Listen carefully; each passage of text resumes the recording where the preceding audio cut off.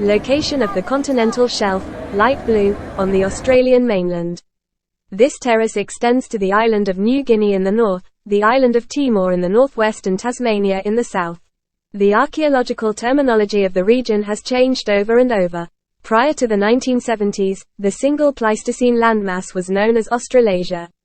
The word originates from the Latin australis, meaning, to the south.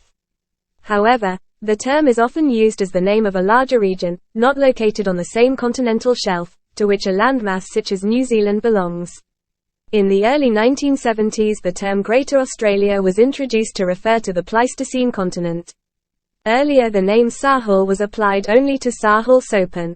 A 1975 conference and subsequent publication, 18, extended the use of the name to refer to the entire continent, 17.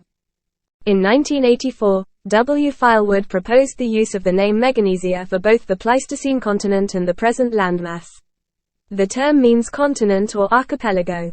19. The name is widely accepted among biologists. 20. Others use the term Magnesia in different senses.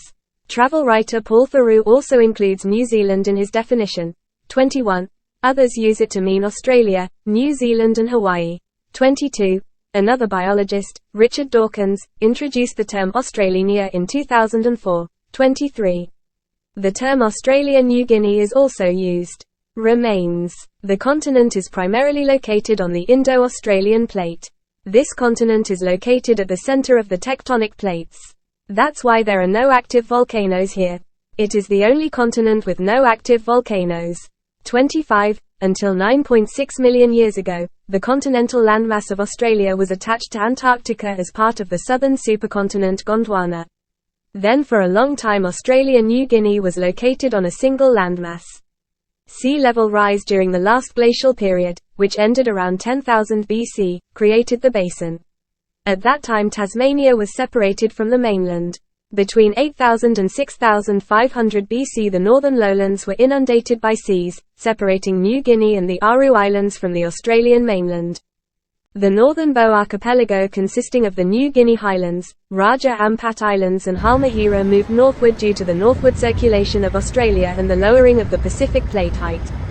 The outer Banda Arc, Timor, Tanimbar and Sarum, extended in the northwestern part of the continent. 26. Biogeography.